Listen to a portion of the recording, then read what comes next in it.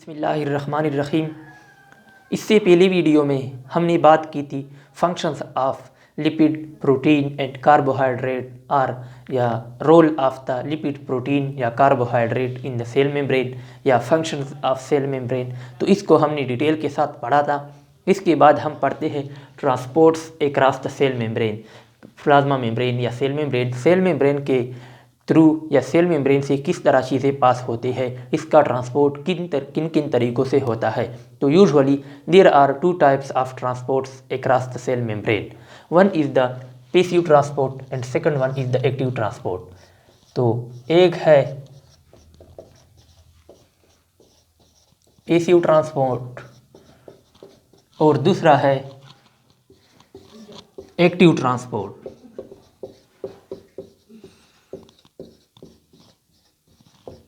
तो हम जानते हैं कि एक्टिव ट्रांसपोर्ट और पैसिव ट्रांसपोर्ट क्या होता है।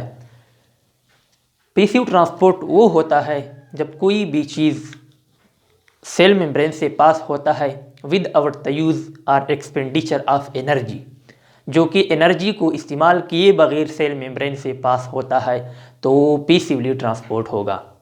जब कोई भी चीज़ सेल मेम्ब्रेन से पास होता है और एनर्जी को इस्तेमाल नहीं करता तो वो पैसिव ट्रांसपोर्ट कहलाएगा। जबकि इसके बरअक्स अगर कोई भी चीज़ सेल मेम्ब्रेन से पास होता है एनर्जी को इस्तेमाल करते हुए, तो वो जब एनर्जी को इस्तेमाल करता है तो इस किस्म के ट्रांसपोर्ट को एक्टिव ट्रांसपोर्ट करता है कहते हैं। तो यहाँ पर क्या होता है, occurs with the help of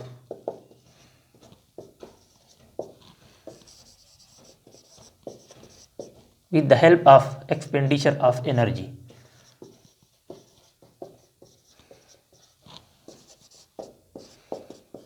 और यूज ऑफ एनर्जी। तो ये होता है विदाउट द हेल्प, यहाँ पर होगा without the help of expenditure of energy. Passive transport जो होता है उसमें एनर्जी का यूज़ नहीं होता है, जबकि एक्टिव ट्रांसपोर्ट में होता है एनर्जी का इस्तेमाल। तो ये occurs with the help of expenditure of energy, occurs with the help of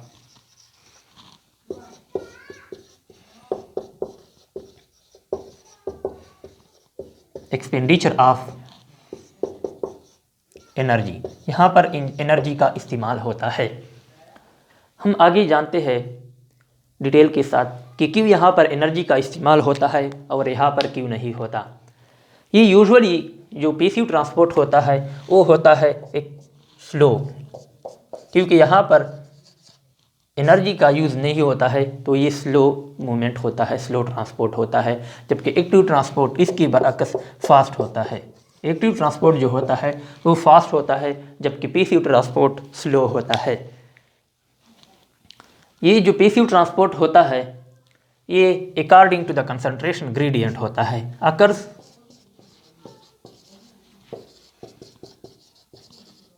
according to the concentration gradient. ये कंसंट्रेशन ग्रेडियंट के मुताबिक होता है। कंसंट्रेशन ग्रेडियंट से क्या मुराद है, अकॉर्डिंग टू कंसंट्रेशन ग्रेडियंट से मुराद ये है कि यहाँ पर हायर कंसंट्रेशन रीजन से कोई भी सब्सटेंस, कोई भी चीज़, चाहे वो गैस हो, लिक्विड हो या सॉलिड हो, वो हायर कंसंट्रेशन रीजन से लोअर कंसंट्रेशन रीजन की तरफ जाएगा। फ़र्ज़ करें यहाँ पर हम एक एग्जांपल के ज़रिए समझाते हैं। यहाँ पर हम दो कंपार्टमेंट लेते हैं। फ़र्ज़ करें एक है ए और दूसरा है बी, और दोनों सेपरेटेड है through a semi permeable membrane. एक सेमी परमिएबल मेम्ब्रेन के थ्रू ये कंपार्टमेंट ए और बी सेपरेट है, जो जुदा जुदा है। अब ए में जो है फ़र्ज़ करें यहाँ पर 100 मॉलिक्यूल है किसी भी सब्सटेंस की, और यहाँ पर 0 है, कोई भी नहीं है।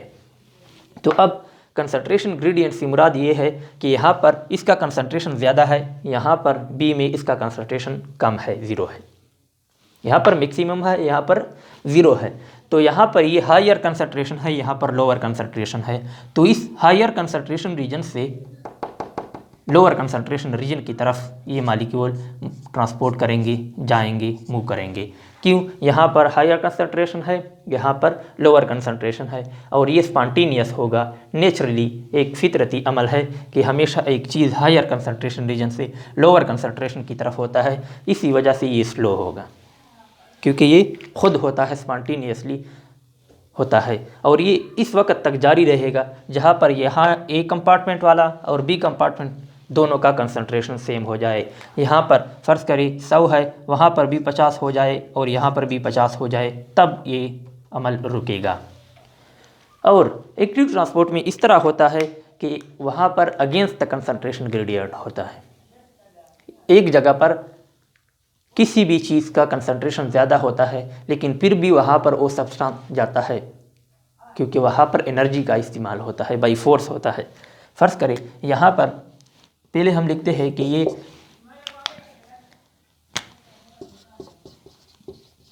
Occurs against the concentration gradient, against the concentration gradient. Concentration gradient के बिल्कुल अपोजिट होता है, अगेंस्ट होता है। अगर देखा जाए, फ़र्ज़ करें यहाँ पर हम दो कंपार्टमेंट लेते हैं, इसी तरह ए और बी, दोनों सेपरेटेड है through a semi permeable membrane, एक है ए दूसरा है बी। फ़र्ज़ करें यहाँ पर 50 मालिक्यूल है, यहाँ पर 50 मालिक्यूल है एक सब्सटेंस के, यहाँ पर 60 है, तो यहाँ पर ये मालिक्यूल यहाँ पर हाई कंसंट्रेशन है इसका, यहाँ पर कम कंसंट्रेशन है, ए में लोअर कंसंट्रेशन है, बी में हायर कंसंट्रेशन है, लेकिन फिर भी ए से बी की तरफ जा रहे हैं ये मालिक्यूल। क्यों? यहाँ पर एनर्जी एटीपी का यूज़ होता है, इसलिए हम कहते हैं कि ये फास्ट होगा by force, by the use of energy, energy के थ्रू होगा। पीसीयू ट्रांसपोर्ट के लिए जो सेमी परमिएबल है मेम्ब्रेन होता है, ये मे और मे not be present necessary. Semi permeable membrane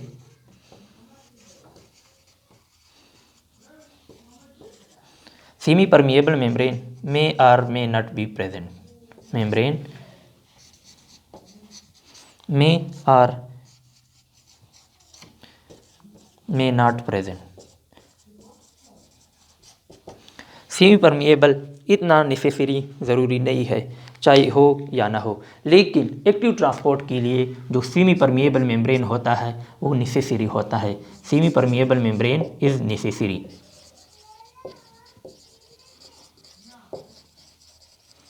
membrane is necessary. Semi permeable membrane जो होता है वो नेसेसरी होता है एक्टिव ट्रांसपोर्ट में। पैसिव ट्रांसपोर्ट में may or may not be present. अब हम आते हैं पैसिव और एक्टिव ट्रांसपोर्ट के कुछ एग्जांपल देखते हैं। पैसिव ट्रांसपोर्ट के एग्जांपल जो है वो है डिफ्यूजन, ऑस्मोसिस, फैसिलिटेटिव डिफ्यूजन, ये हो गए पैसिव ट्रांसपोर्ट की एग्जांपल। और एक्टिव ट्रांसपोर्ट की example various types of pumps को हम आगे डिटेल के साथ पढ़ने वाले हैं। For example sodium pump, potassium pump, calcium pump, sodium potassium pump. और इसके अलावा जो एंडोसाइटोसिस और एक्सोसाइटोसिस का प्रोसेस है, इसमें भी एनर्जी का यूज होता है और उसको हम एक्टिव ट्रांसपोर्ट कहते हैं, ये भी एक्टिव ट्रांसपोर्ट है। तो इसके बाद हम पढ़ते हैं पैसिव ट्रांसपोर्ट। पैसिव ट्रांसपोर्ट में पहले नंबर पर हम पढ़ते हैं ऑस्मोसिस, फिर डिफ्यूजन, फिर फैसिलिटेटेड डिफ्यूजन। इसके बाद एक्टिव ट्रांसपोर्ट के वेरियस टाइप्स हम पढ़ेंगे।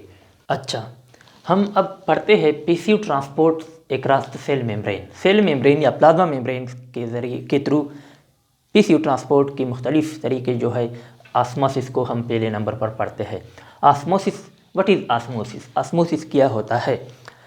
The process in which the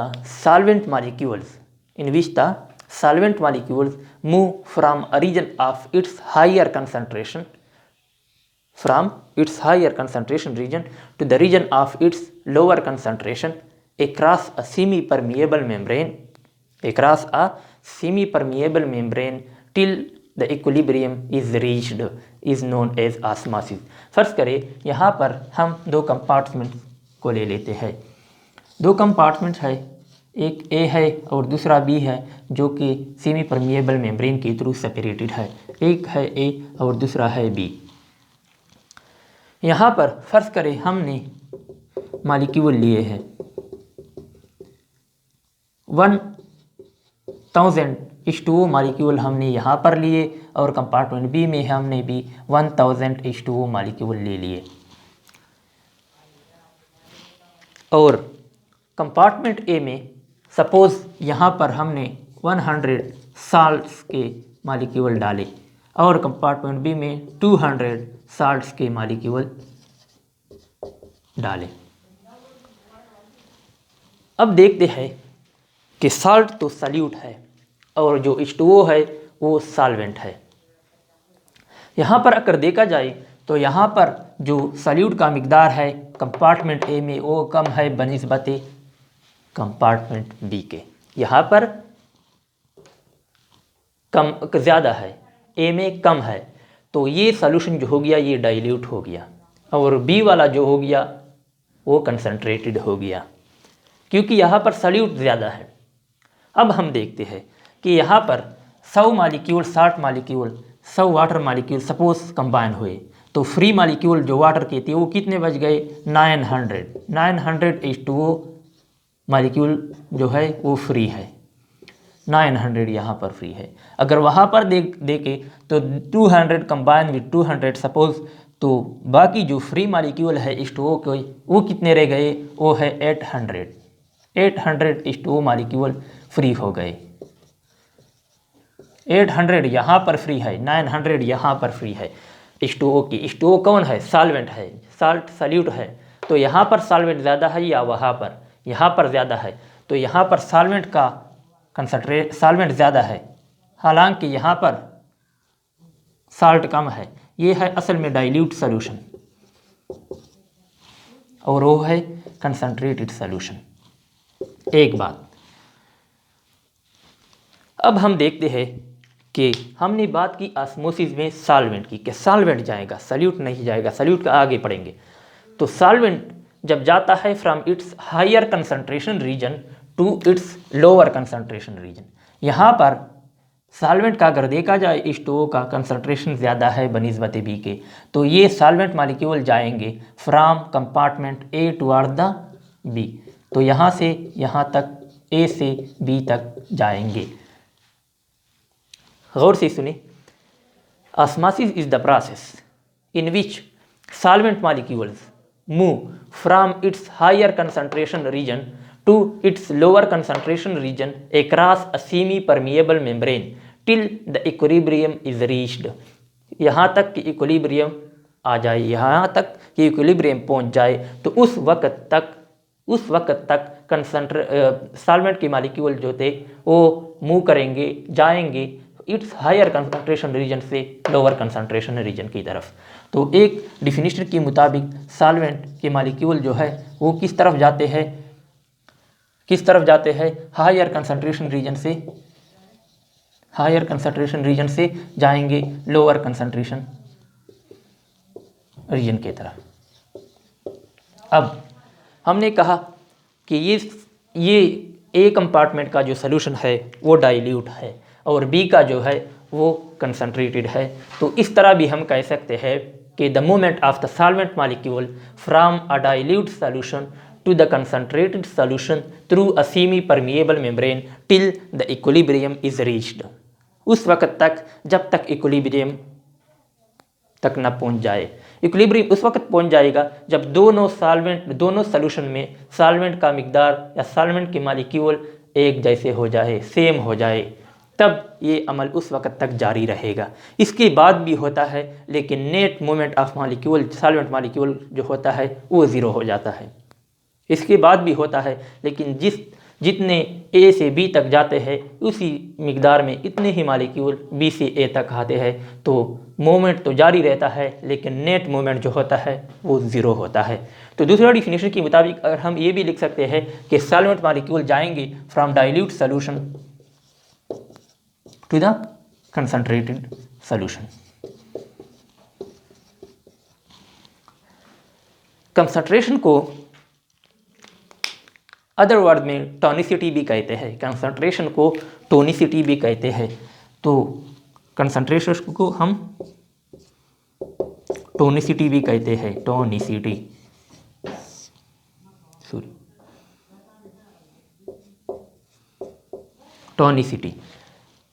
तो जहाँ पर कंसंट्रेशन ज़्यादा होगा, जिस सॉल्यूशन में सॉल्यूट का कंसंट्रेशन ज़्यादा होगा, वो मोर कंसनट्रेटेड होगा, उसको हम कहते हैं हाइपरटोनिक सॉल्यूशन। उसको हम कहते हैं हाइपरटोनिक सॉल्यूशन। यहाँ पर कंसंट्रेशन सॉल्वेंट सॉल्यूट का ज़्यादा है तो हम उसको कहेंगे हाइपर, यानी मोर, hypertonic.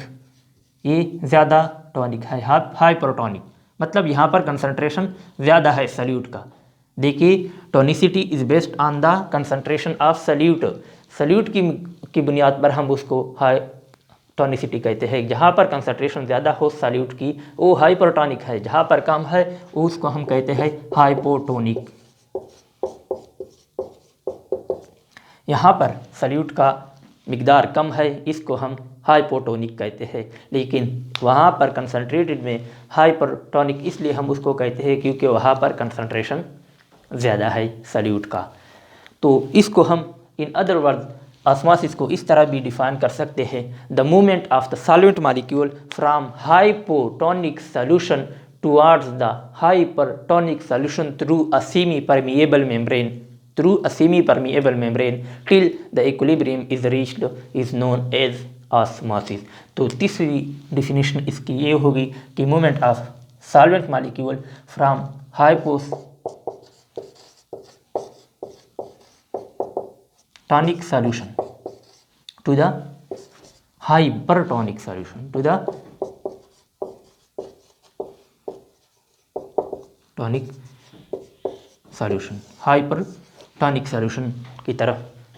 The movement of the solvent molecule from hypotonic solution towards the hypertonic solution through a semi permeable membrane is till the equilibrium is reached is known as osmosis. तो इसको हम ऑस्मोसिस कहते हैं। इसके बाद हम देखते हैं कि ऑस्मोसिस का सेल में किस तरह होता है, सेल मेम्ब्रेन के थ्रू ऑस्मोसिस किस तरह होता है। फर्ज करें एक एनिमल सेल को हम लेते हैं और एक हाइपरटोनिक सॉल्यूशन में हम रखते हैं। ये है एक हाइपरटोनिक सॉल्यूशन, हाइपरटोनिक है। यहाँ पर हमने इसके अंदर एक एनिमल सेल रखा और एक दूसरी जगह पर हम लेते हैं हाइपरटोनिक सॉल्यूशन, हाइपोटोनिक सॉल्यूशन। यहाँ पर हम हाइपोटोनिक सॉल्यूशन लेते हैं और इसमें एक एनिमल सेल को रखते हैं। और तीसरी यहाँ पर हम एक आइसोटोनिक सॉल्यूशन लेते हैं जिसमें हम एक एनिमल सेल को रख देते हैं, आइसोटोनिक।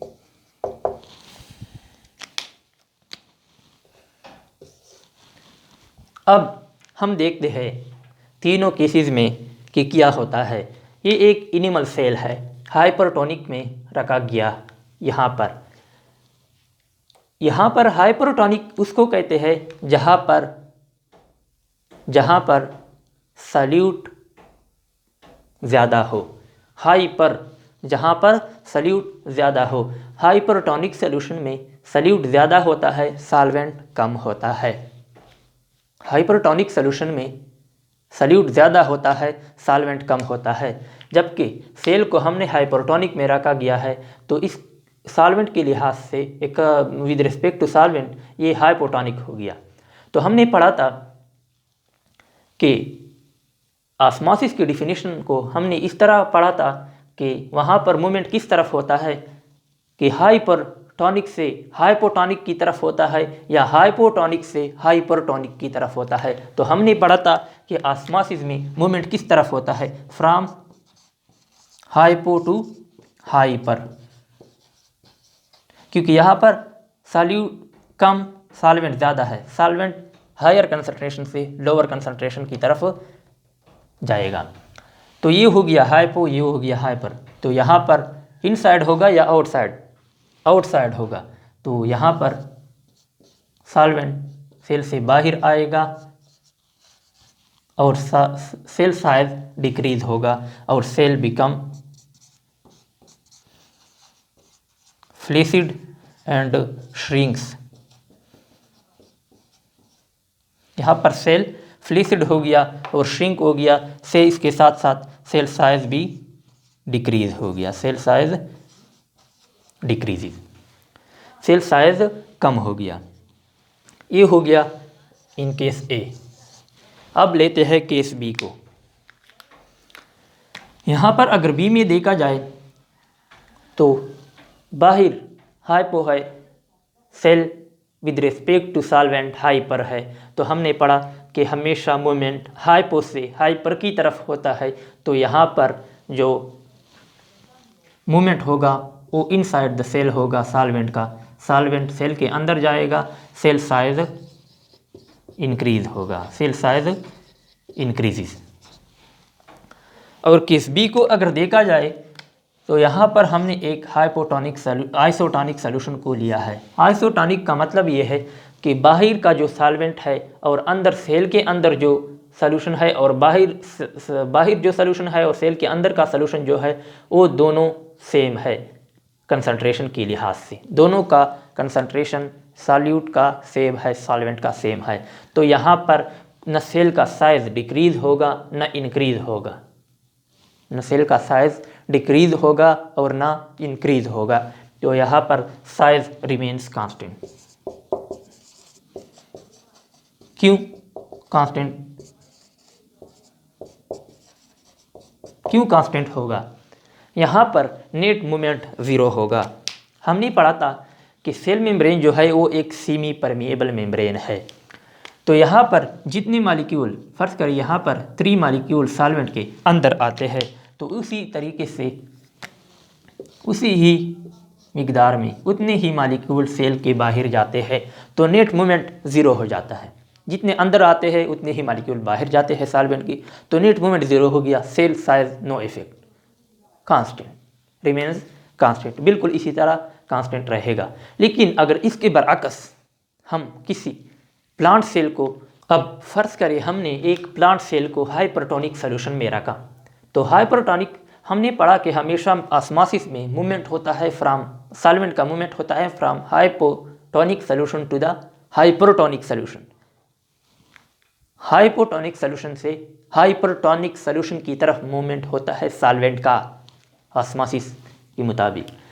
तो यहाँ पर हाइपर में रखा है, हाइपर में रखा है तो यहाँ पर हाइपो से हाइपर की तरफ होगा, मतलब सेल से बाहर होगा, वाटर के मॉलिक्यूल या सॉल्वेंट के मॉलिक्यूल एग्जिट होंगे, बाहर की तरफ जाएंगे, गेट आउट, बाहर की तरफ सॉल्यूशन की तरफ बाहर जाएंगे, हाइपरटोनिक सॉल्यूशन की तरफ। तो इसकी वजह से यहाँ पर जो सेल साइज है, सेल साइज नहीं, ये जो विक्यूअल साइज है, इसके अंदर जो लार्ज विक्यूअल होता है, विक्यूअल साइज डिक्रीज होगा, विक्यूअल का जो साइज है वो डिक्रीज होता है। इसके अलावा यहाँ पर जो साइटोप्लाज्मिक कंटेंट्स है इसका साइज भी डिक्रीज होगा, साइटोप्लाज्म का साइज भी डिक्रीज होगा, साइटोप्लाज्म का साइज भी इसी तरह जो साइटोप्लाज्मिक कंटेंट्स है उसका भी डिक्रीज होगा। लेकिन जब मज़ीद इसी तरह जब देखें, जब कोई भी चीज़ सेल के अंदर जाता है, जब कोई भी चीज़ सेल के अंदर जाता है तो इसको कहते हैं एंडोऑस्मोसिस।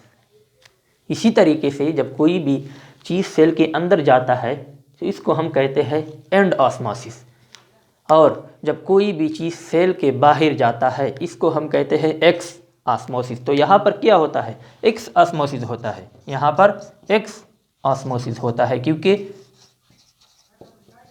सॉल्वेंट सेल से बाहर की तरफ जा रहा है, तो यहाँ पर एक्स ऑस्मोसिस हो रहा है। अब आते हैं, जब extreme case of exosmosis takes place in the plant cell, then the vacuole size decrease and cytoplasmic contents attach with the valve. यहाँ पर अगर प्लांट सेल में देखा जाए तो रिजिड सेल वॉल की वजह से प्लांट सेल का साइज डिक्रीज नहीं होता है, वो रिमेन्स कांस्टेंट। जब extreme case of x osmosis हो जाता है फिर भी इसका साइज इसी तरह रहता है, क्योंकि यहाँ पर एक रिजिड सेल वॉल मौजूद है। हाँ, सब्सटेंसेस उससे पास हो सकता है, सॉल्वेंट पास हो सकता है उससे, लेकिन उसका साइज इसी तरह कांस्टेंट रहेगा। वैक्यूल का साइज अंदर डिक्रीज हो जाएगा, साइटोप्लाज्मिक कंटेंट्स डिक्रीज हो जाएंगे। लेकिन याद रखो, जब भी extreme case of x osmosis होगा तो फिर यहाँ पर इस वैक्यूल का साइज इंतहाई कम हो जाता है और जो साइटोप्लाज्मिक कंटेंट्स होते हैं वो इसी तरह यहाँ पर जमा हो जाना शुरू हो जाते हैं। मतलब जो सेल मेम्ब्रेन वगैरह होते हैं साइटोप्लाज्म, वो इसके साथ अटैच हो जाता है साइटोप्लाज्मिक कंटेंट्स, और इसको हम कहते हैं प्लाज्मोलाइज्ड सेल। Plasmolysed cell. जब एक्सट्रीम एक्स ऑस्मोसिस होता है तो इसको हम कहते हैं प्लाज्मोलाइज्ड सेल। इसको हम प्लाज्मोलाइज्ड सेल कहते हैं।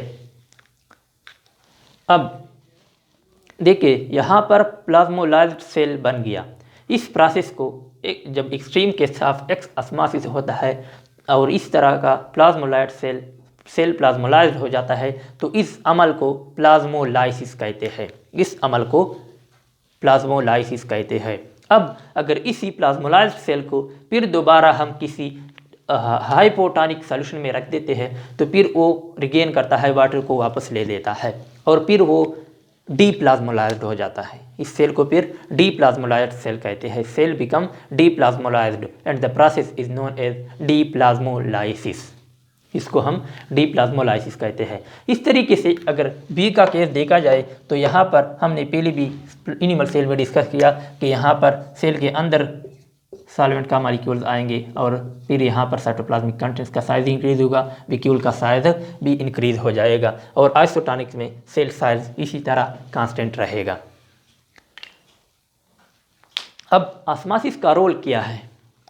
ऑस्मोसिस का रोल अगर देखा जाए तो पहले नंबर पर हम लेते हैं कि मिमोसा प्यूडिका जो प्लांट होता है, टच मी नॉट प्लांट,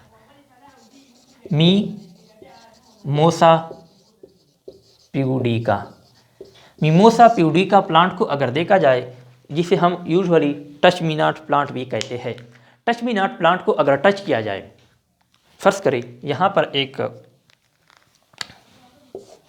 इस तरह के मेन एक्सिस है प्लांट के, फिर इससे एक लीफ है, फर्ज करें यहाँ पर इस लीफ को अगर हम यहाँ पर टच करते हैं तो फिर वो फौरन नीचे की तरफ झुक जाता है, मुरझा जाता है। क्यों? इसमें भी किसका रोल होता है? ऑस्मोसिस का। एक्चुअली यहाँ पर एक्स ऑस्मोसिस होता है। किस तरह होता है? फर्ज करें हम यहाँ पर किसी भी प्लांट लीफ को, मिमोसा प्यूडिका का किसी भी लीफ को टच करें तो यहाँ पर एक एक्सटर्नल स्टिमुलाई रिसीव होता है। यहाँ पर एक एक्सटर्नल स्टिमुलाई रिसीव होता है। यहाँ पर फर्ज करें हमने यहाँ पर टच किया तो यहाँ पर एक एक्सटर्नल स्टिमुलाई रिसीव हो गया। ये जाएगा बेस की तरफ, लीफ के बेस की तरफ, जिसे पल्विनस कहते हैं। यहाँ पर इसको पल्विनस कहते हैं, लीफ बेस को पल्विनस कहते हैं। तो ये पल्विनस की तरफ जाएगा। यहाँ पर जो सेल मौजूद होंगे उसमें एक्स ऑस्मोसिस होगा। एक्स ऑस्मोसिस के नतीजे में यहाँ पर ये सेल फ्लैसिड हो जाते हैं और फ्लैसिड होने की वजह से फिर ये प्लांट जो लीफ है वो नीचे की तरफ झुक जाता है और फिर ये मुरझा जाता है। इस तरह ये फिर नीचे की तरफ झुक जाता है और मुरझा जाता है। तो इसमें भी किसका रोल है? ऑस्मोसिस। एक्चुअली एक्स ऑस्मोसिस का यहाँ पर रोल है। इसके बाद अगर देखा जाए तो एक्स ऑस्मोसिस, जब हम किसी मुरब्बा जाम को बना देते हैं, जिसे हम मुरब्बा कहते हैं, जैम, इसको बनाते हैं तो इसमें हम हाई कंसंट्रेशन ऑफ शुगर हम उसमें डाल देते हैं। क्यों डाल देते हैं? ताकि वो ज़्यादा देर तक ख़राब ना हो। क्यों? इसमें क्या रोल है ऑस्मोसिस का? यहाँ पर जब हम बहुत ज़्यादा कंटेंट्स, लार्ज मिकदार में शुगर डाल देते हैं तो नतीजे में एक क्या बन जाता है? हाइपरटोनिक सॉल्यूशन बन जाता है। हाइपरटोनिक सॉल्यूशन बन जाता है। तो अब अगर कोई माइक्रोब आएगा, फर्ज करें अब कोई भी माइक्रोब आ गया और इसको टच किया जाम को, जिसे मुरब्बा कहते हैं, मुरब्बा। अब इसको टच किया और यहाँ पर पड़ा तो ये तो ऑलरेडी हाइपरटोनिक सॉल्यूशन है। सॉल्वेंट के लिए तरस रहा है, सॉल्वेंट को चाहता है। अब अगर कोई माइक्रोब आया और यहाँ पर इस तरह इस मुरब्बा पर टच किया यहाँ पर, तो जो है हाई प्रोटोनिक सोल्यूशन है ये, तो ये फ़ौरन इससे सॉल्वेंट ले लेगा और इसका क्या होगा, इससे वाटर निकल जाएंगे, डिहाइड्रेटेड हो जाएगा। तो अब ये डिहाइड्रेट हो गया, ये जो माइक्रोब है, फर्ज करें बैक्टीरिया है, फंजाई है, जो भी है, अब ये डिहाइड्रेट हो गया।